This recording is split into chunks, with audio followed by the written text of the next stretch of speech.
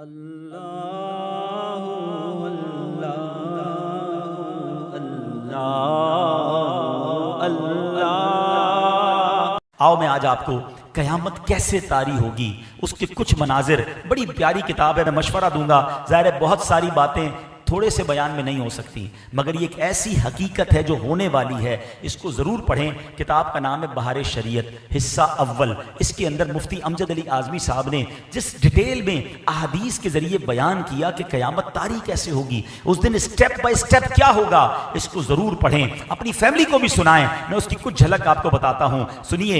मुफ्ती साहब लिखते हैं कि क़यामत जब तारी होगी ना, अल्लाह ताला अगरचे मरने के बाद इंसान के जिस्म के अज्जा मुतफर्रिक हो गए होंगे, चूरा चूरा जिस्म तो ख़त्म हो जाता है, मुख्तलिफ जानवरों की ग़िज़ा बन गए होंगे, मगर अल्लाह तबारक व तआला उन सब अज्जा को जमा करके क़यामत के दिन उठाएगा।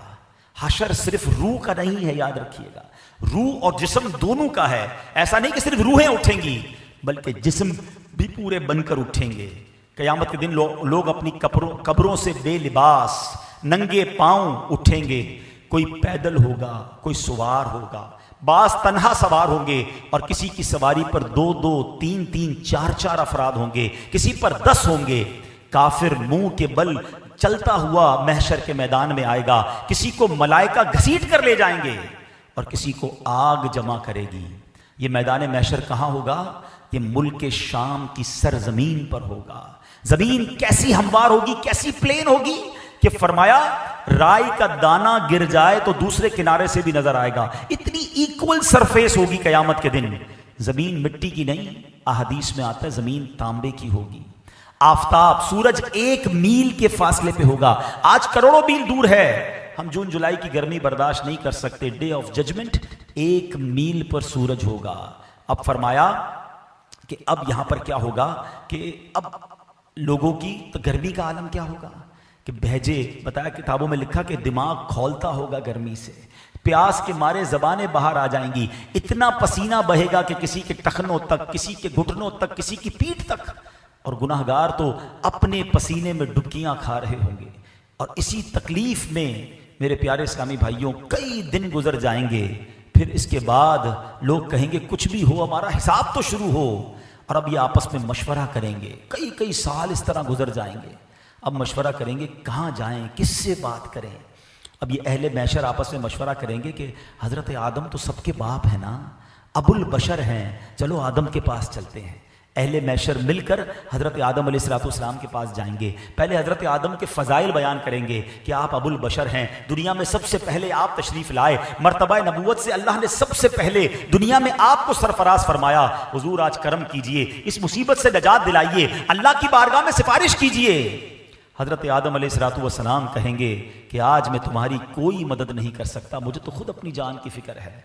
रब अज़्ज़ वजल ने ऐसा गज़ब फरमाया है कि पहले कभी ऐसा गज़ब नहीं फरमाया, तुम किसी और के पास जाओ। वो कहेंगे हुज़ूर हम किसके पास जाएं, आप तो बताएं। वो कहेंगे नूह के पास जाओ। ये अहले महशर मिलकर हज़रत नूह अलैहिस्सलाम के पास जाएंगे, उनके फ़ज़ाइल बयान करेंगे। हुज़ूर आप नूह अलैहिस्सलाम हैं, तूफ़ान नूह में रब ने आपको कश्ती अता फरमाई, कई मौजज़ात से नवाजा, हुज़ूर अल्लाह की बारगाह में सिफारिश कीजिए। हज़रत नूह कहेंगे आज मैं तुम्हारी कोई मदद नहीं कर सकता, किसी और के पास जाओ। वो कहेंगे हुजूर आप ही बता दें कहाँ जाएं। कहेंगे हज़रत इब्राहीम खलीलुल्लाह अला नबीना वालिस्सलाम के पास जाओ। ये सारा महशर हज़रत इब्राहीम के पास जाएगा। वो भी कहेंगे मैं आज तुम्हारी मदद नहीं कर सकता, किसी और के पास जाओ। लोग अर्ज़ करेंगे हुजूर किनके पास जाएं।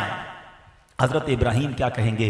वो कहेंगे कि तुम हज़रत मूसा के पास जाओ। हज़रत मूसा कहेंगे हज़रत ईसा के पास जाओ। आखिर में हज़रत ईसा अलैहिस्सलाम कहेंगे अगर जाना है तो जनाब रसूलुल्लाह के पास जाओ, जो आखिरी नबी अलैहिस्सलाम के पास जाओ, वही आज तुम्हारी मदद करेंगे, उन्हीं के हाथ पे शफाअत रखी हुई है। अल्लाह अकबर। जब ये सारा महशर घूमते घूमते घूमते नबी पाक की बारगाह में पहुंचेगा, हुजूर के दरबार में आएगा, तो नबी पाक अलैहिस्सलाम मुतमईन होंगे। वो लोग कहेंगे हुजूर हमारी मदद फरमाइए, हम बड़े परेशान हैं। मेरे आका नहीं कहेंगे इज़हबू इला गैरी, सारे अंबिया क्या कहेंगे?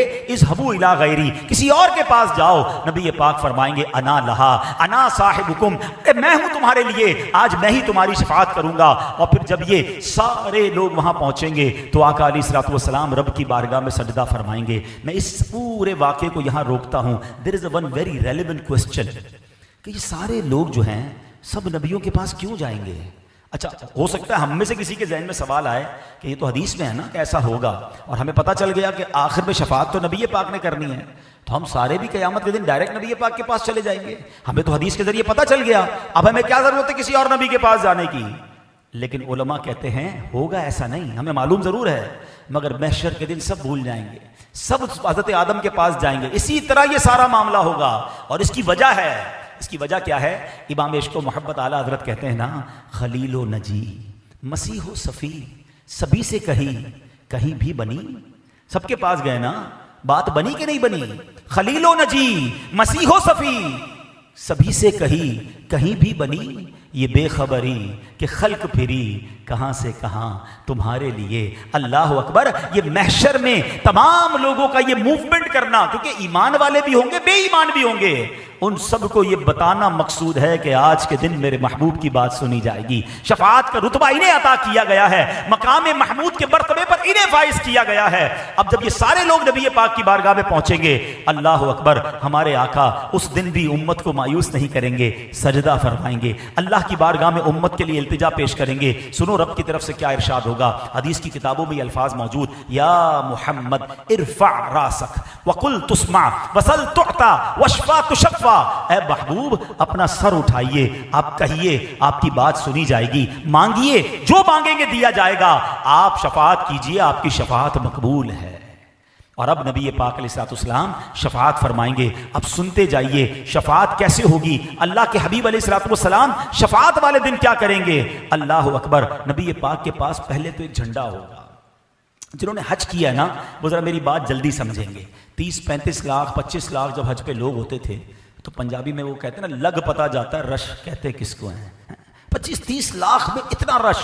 और आपने देखा होगा कि खैमों को आइडेंटिफाई करने के लिए बड़े बड़े बैनर लगाए जाते हैं, बलून बड़े बड़े होते हैं कि यार ये येलो कलर का बलून है ना, यहाँ जुनूब एशिया वाले इधर ही अपना खैमा होगा, क्योंकि जब क्राउड ज्यादा हो तो झंडा या बलून ऊंचा लगाना पड़ता है। 25-30 लाख लोगों में ये हाल है, जब अरबों लोग होंगे। आपने इमेजिन किया क़यामत के दिन कितने लोग होंगे? 8 अरब तो अभी दुनिया में लोग हैं ना, और कब से लोग आ रहे हैं, और क़यामत तक कितने होंगे? ये सारे महशर के मैदान में होंगे, मुसलमान गैर मुसलमान सारे। इट मींस अगर हम एक इमेजिनेशन कर लें कि 50 अरब लोग होंगे कयामत में, 50 अरब का क्राउड। अच्छा, अब नबी पाक को कैसे ढूंढेंगे? अभी तो 25-30 लाख में अरफात में जो खो जाता है वो अपना खैमा नहीं ढूंढ सकता, अब अरबों खरबों लोगों में मैं अपने आका को कैसे ढूंढूंगा? सुभान अल्लाह। अब क्या खूबसूरत इंतजाम किया कि हदीस में आता है, मेरे आका फरमाते मुझे लिवाउल हम्द अता किया जाएगा, मुझे एक परचम अता किया जाएगा। वो परचम कितना बड़ा होगा? फरमाया उस परचम की लंबाई कई हजार साल तक, अगर घुड़सवार घोड़ा दौड़ाता रहे तो इतना लंबा वो परचम होगा। अच्छा, वो परचम नबी पाक फरमाते हैं, ए अली तुम ही वो वाहिद पहले शख्स हो जिसको मैं परचम हाथ में अता करूंगा। मौला अली की शान देखो कि आका अपना वो परचम मौला अली के हाथ में अता करेंगे। ए परचम लगाने वालों तुम्हें मुबारक हो, ए मीलाद का झंडा लगाने वालों तुम्हें मुबारक हो। कयामत के दिन भी आका की पहचान वो परचम ही होगा। दूर से नजर आएगा कि देखो वो परचम है और मेरे आका वहां है, चलो वहां चलते हैं। सुभान अल्लाह। अब आगे चलिए, नबी पाक अलैहिस्सलाम फरमाते हैं कि मुझे एक इजाजत दी गई, एक ऑफर की गई। हदीस का खुलासा है कि या तो शफाअत ले लो या तुम्हारी आधी उम्मत को बख्श दिया जाए।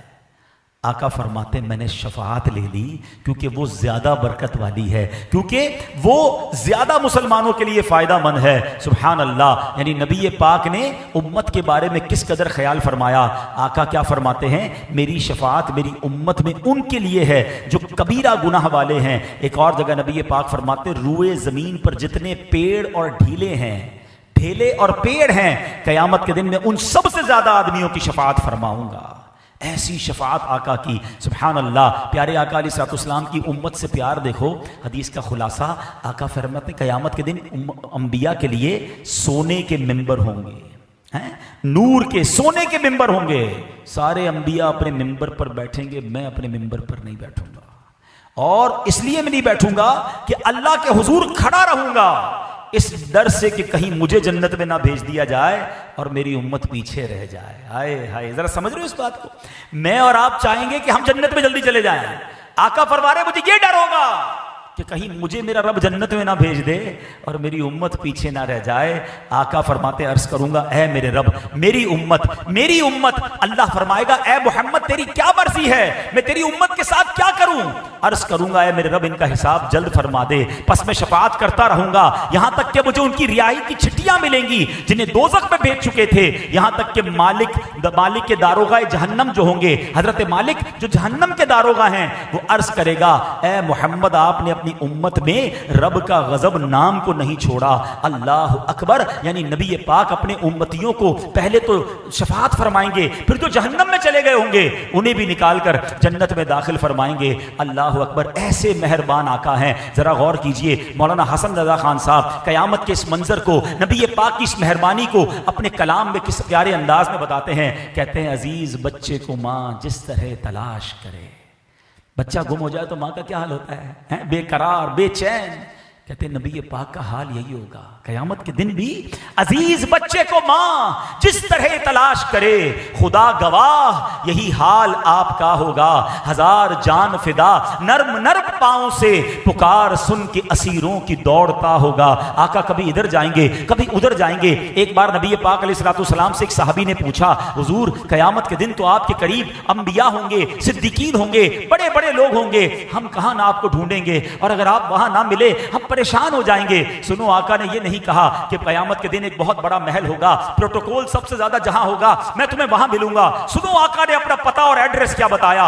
नबी पाक फरमाते हैं, कयामत का दिन होगा तो मुझे हौज़े कौसर पर ढूंढ लेना, अपने प्यासे उम्मतियों को जामे कौसर पिला रहा हूंगा। हुजूर अगर हौज़े कौसर पर ना मिले तो फरमाया वहां ना मिलूं तो मीज़ान अमल पर ढूंढ लेना। मेरे उम्मतियों के जब पलड़े भारी और हल्के हो रहे होंगे ना, आमाल तोले जा रहे होंगे, मैं उनके आमाल भारी कर रहा हूंगा। हुजूर वहां ना पाए, कहा वहां ना पाओ तो पुल सिरात पर ढूंढ लेना, मैं अपने उम्मतियों को रब्बे सल्लिम की सदा लगा लगा कर पार करवा रहा हूंगा। कहा हुजूर अगर वहां ना पाए, फरमाया इन तीन जगहों के अलावा तो मुझे कहीं और नहीं पाओगे। आए हाय, जरा गौर करो, आका का काम कयामत के दिन भी हमें याद करना होगा, हमें ही बचाना होगा, हमारी ही शफाअत करना होगा। सुनो, हर नबी को एक स्पेशल दुआ दी गई है। आका फरमाते हैं, वो वैसे तो नबी की हर दुआ कबूल है मगर एक दुआ खास दी गई। अल्लाह के हबीब फरमाते हैं, सारे नबियों ने वो दुआ कर ली है, मैंने वो दुआ कयामत के दिन के लिए बचा के रखी है और वो दुआ मैं अपनी उम्मत के लिए करूंगा। अल्लाह की बारगाह में अपनी उम्मत के लिए फरियाद करूंगा। ऐ मेरे प्यारे इस्लामी भाइयों, किस किस मेहरबानी की बात की जाए। सुनो, प्यारे आका अलैहिस्सलातु वस्सलाम फरमाते हैं कि कयामत के दिन हजरत इब्राहिम भी मेरे लिए यानी मेरी रहमत के मोहताज होंगे। उस दिन हजरत इब्राहिम को भी मेरी मदद की जरूरत होगी। अल्लाह अकबर। ये शान है सरवर कायनात अलैहिस्सलातु वस्सलाम की।